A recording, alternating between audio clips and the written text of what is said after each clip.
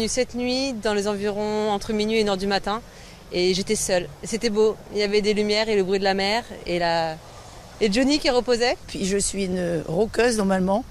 J'ai 76 ans, je vous le dis. On a vécu à Paris, on allait voir Johnny, Montpellier Johnny, Carcassonne Johnny. Maman est une grande fan et que je lui avais promis que j'irais me recueillir sur la tombe de Johnny pour elle.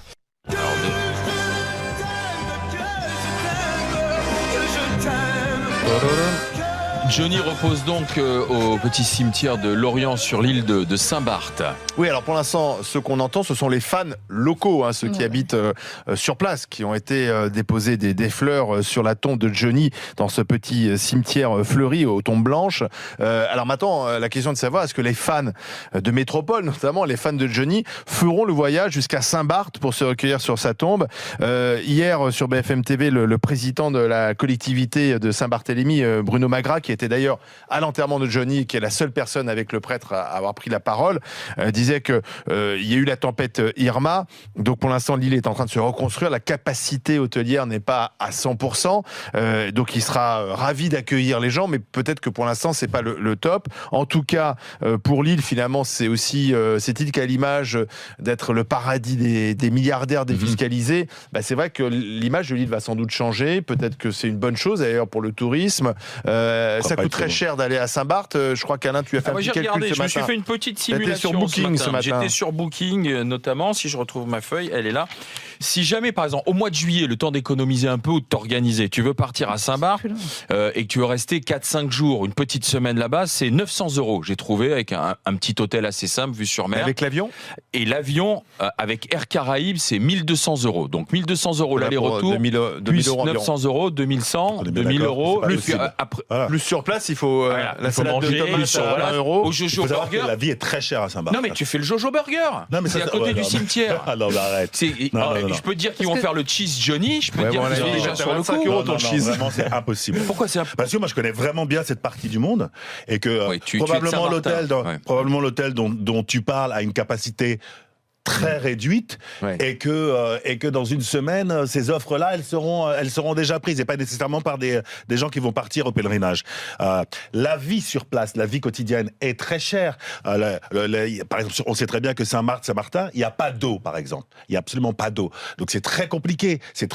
Donc il n'y a pas de camping, il n'y a pas de camping-car. Il y a très peu de chambres d'hôtes. Il n'y a pas d'organisme tour opérateur qui pourrait accueillir ces gens-là. Non, ça n'existe pas. Non, pas tellement. Donc c'est pas le genre. À la fois pour des raisons financières, parce que le billet coûte très cher, et là c'est pareil, c'est interdit, on dort pas sur la plage à Saint-Barthélemy. Donc pour toutes ces raisons, je pense que je comprends la frustration des fans de Johnny, parce qu'ils ont bien compris qu'ils ne pourront pas y aller. Peu de fans. Et au-delà de ça, je pense que la décision de Johnny et celle de Laetitia d'enterrer Johnny là-bas, elle n'est pas anodine, elle n'est pas hasardeuse. Je pense qu'ils ont envie aussi de pouvoir se recueillir tranquillement sur la tombe de leur père, époux, ami, sans avoir des fans, comme ça aurait été le cas probablement s'il avait été enterré au Père-Lachaise. Donc il a choisi aussi la tranquillité éternelle. Absolument. Donc ce ne sera pas le Graceland de Johnny, comme pour Elvis. Nous sommes avec Robert. Bonjour Robert. Oui, bonjour. Salut Robert, de Montignac en Dordogne. Est-ce que vous irez à Saint-Barth ? Est-ce que vous êtes fan de Johnny ? Est-ce que vous irez ?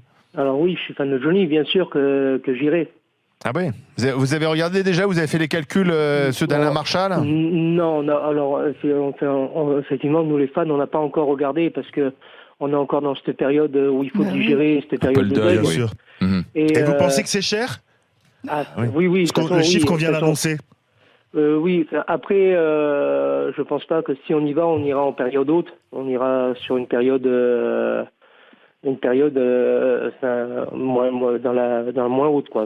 Mais vous dites que chez nous c'est la basse saison, justement, c'est ce qu'il vient de dire. C'est moins cher. C'est ce qu'il vient de dire. Ils choisiront le moment moins cher. Mais Robert, parce que vous dites, Robert, vous dites ça veut dire que vous allez vous organiser en groupe avec d'autres fans. Tout à fait. Ah oui, en fait, c'est déjà on est prévu. Une dizaine de fans où on le suivait un peu partout. Sur tous les concerts de France, même à Los Angeles, New York, Canada. Enfin, quand il a fait sa tournée. Vous avez été à Las Vegas, par exemple ? Alors Las Vegas, non, parce que c'était trop vieux, mais les dernières tournées américaines. D'accord. Et donc à l'époque, il fallait casser la tirelire quand même pour y aller. Tu te loges n'importe où. À Memphis, tu te loges où tu veux. Après, aux États-Unis, c'était facile parce qu'il y avait moyen de s'organiser par rapport à Saint-Barth, c'est sûr. Ah ouais, Saint-Barth sera un autre budget. 90% des hôtels. Oui, il y a une dizaine. Il y avait une dizaine de copains, c'est ce qu'ils feront, ils s'organiseront. Merci Robert d'avoir été avec nous, j'envoie un t-shirt. 90% des hôtels sont des 5 étoiles. Hein. Ah oui. 90%. Ça fait 9 sur 10. Voilà, ça fait 9 sur 10. Ouais. Et tu peux pas dormir chez Jojo Burger. Non. Fatima. Bon, moi, ce qui me gêne un peu dans ce que tu viens de dire, c'est que tu te donnes l'impression que les fans ne seront pas respectueux, par exemple. Lorsque tu dis, voilà, la famille veut être tranquille et que c'est un moyen de les tenir à distance, alors qu'il y a beaucoup de fans qui sont très respectueux, donc tu me prêtes des propos qui sont erronés. Voilà. Donc ça permet de je dis juste que le simple nombre. Tu as vu les gens qu'on avait sur les Champs-Élysées? Quel précédent on a? Quel précédent on a? Imagine si le cimetière parisien imagine le Père-Lachaise. Transfert. Après pour tout ce que tu dis, toutes les difficultés matérielles, moi je pense qu'un vrai fan, il raisonne pas comme ça.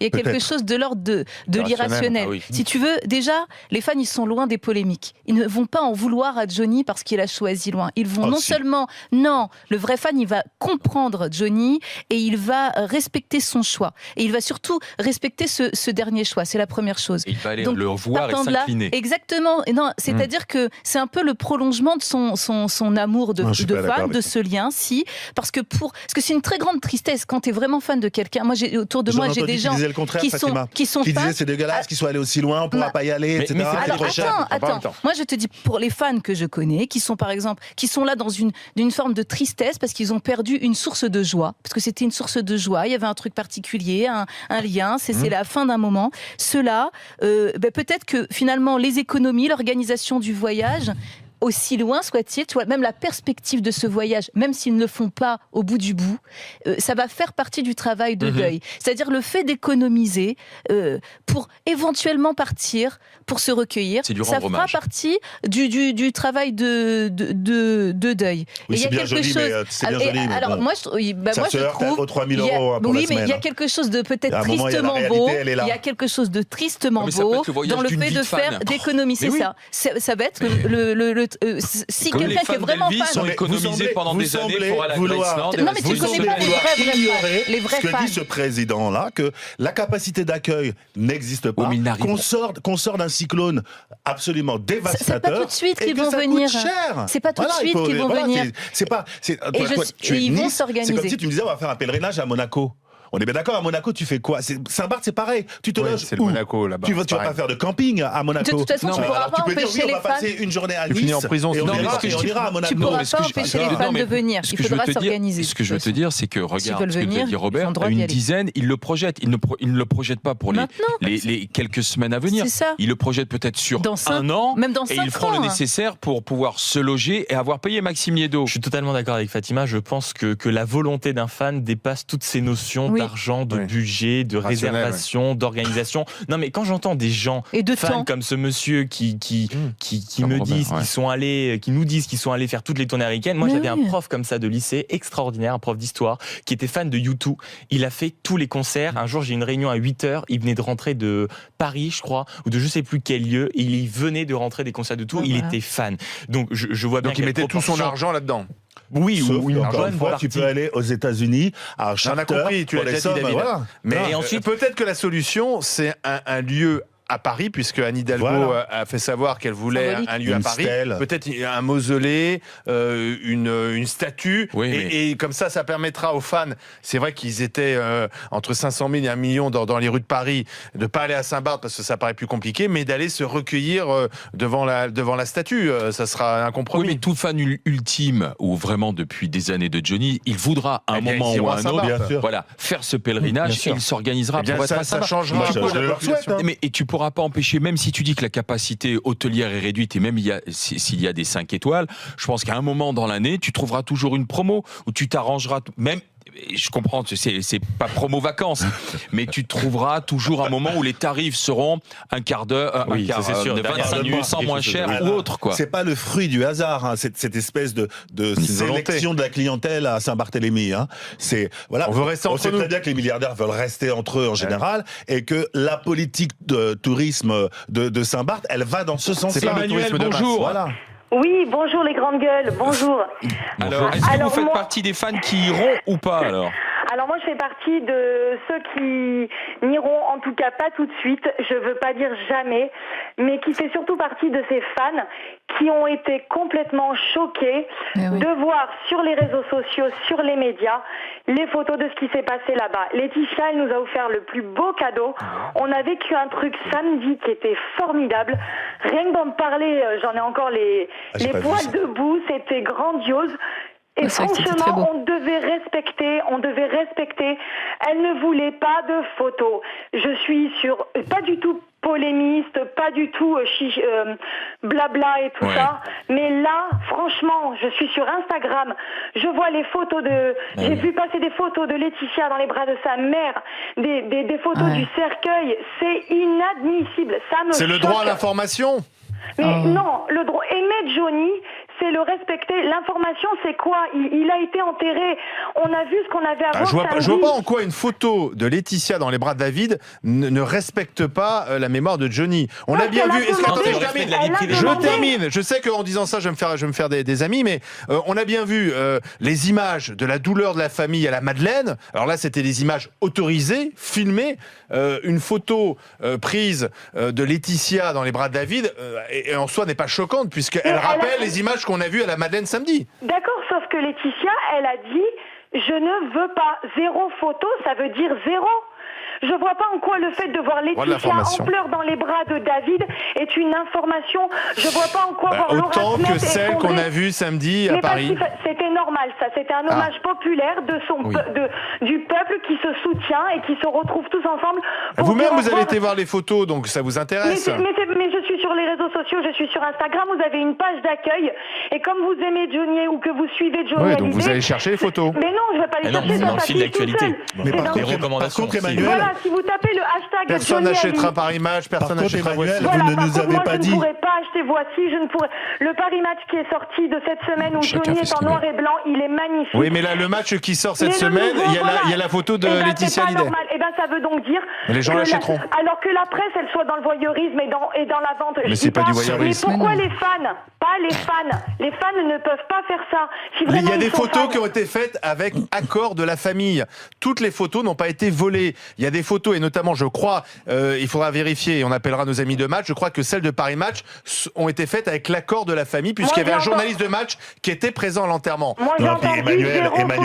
Emmanuel, vous savez comment ça fonctionne, Emmanuel. C'est un marché. Voilà, si ces photos sont faites et elles sont publiées, c'est parce que des gens vont les acheter.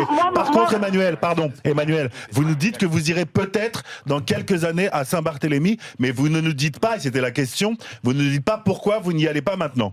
Et c'était ça l'objet, de votre appel. Ce que je veux dire, c'est que je dis pas que j'irai, si j'ai la possibilité de voyager dans ma vie, je dis pas que j'irai pas me recueillir. Moi, ma démarche, elle était de dire que la presse people, que Voici, que Closer et tout ça, ils fassent leur chou gras de ça, on le sait, mais que ceux qui disent qu'ils sont respectueux de la famille et que ceux qui se disent fans fassent ça veut dire qu'en fait, ils sont au même niveau, il faut pas se dire fan alors. C'était ça, moi, ma démarche.